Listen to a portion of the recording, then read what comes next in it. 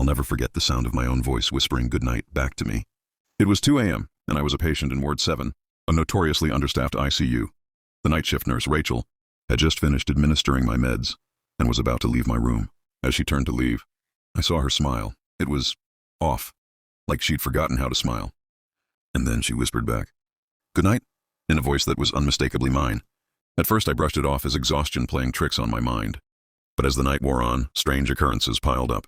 Equipment malfunctioned, and the beeping of machines seemed to form patterns that resembled whispers. I tried to call for help, but Rachel never responded in person.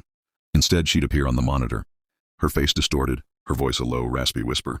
The hospital's old ventilation system creaked and groaned, making it sound like someone was walking the halls, even when they weren't.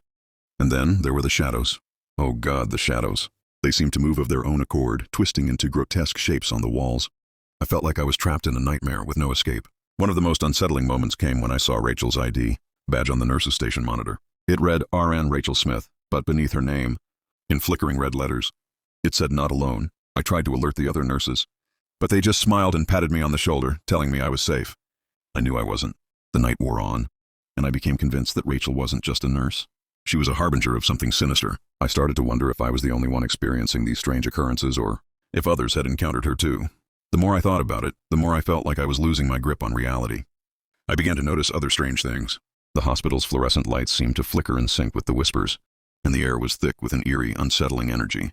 I felt like I was being pulled into a dark world, one that existed parallel to the real world. The machines beeped and whirred, their rhythms weaving together in a maddening cadence that seemed to match the pounding of my heart. As the first light of dawn crept into the room, the whispers stopped and the machines fell silent. Rachel's smile still haunted me, though. I couldn't shake the feeling that she'd be back, that she'd come for me again. When the day shift nurses arrived, they found me catatonic, my eyes fixed on the door. They told me Rachel hadn't worked the night shift in months. And when I asked to see the security footage, they just shook their heads and said, "Sometimes the medication can cause interesting side effects." I knew what I experienced wasn't just a side effect of medication. It was real. I've been out of that hospital for months now, but I still hear my own voice whispering good night in my dreams. And when I wake up, I'm convinced that Rachel's smile is still out there, waiting for its next victim. I'll never forget that night, and I'll never forget Rachel's smile.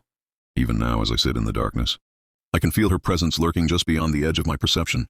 I'm not sure if I'll ever be able to shake off the feeling of being watched, of being haunted by Rachel's sinister smile. But one thing's for sure, I'll never set foot in that hospital again. The night shift nightmare has left an indelible mark on my psyche, and I'll carry it with me for the rest of my life.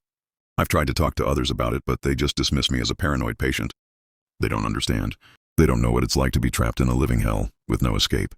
Sometimes I wonder if Rachel is still working at the hospital, if she's still whispering goodnight to her patients. The thought sends shivers down my spine. I'll never know for sure, but I'll always know that I'll never forget that night. And I'll never forget Rachel's smile. The darkness seems to be closing in around me, and I can feel Rachel's presence getting closer. I'll never be able to escape the night shift nightmare. It's a part of me now, a constant reminder of the horrors that lurk in the shadows of the hospital, and I'll be forever trapped in this living hell, haunted by the sinister smile of Rachel, the night shift nurse. I've tried to distract myself with work, with hobbies, with anything that might take my mind off the night shift nightmare, but it's always there, lurking just beneath the surface. I see Rachel's smile,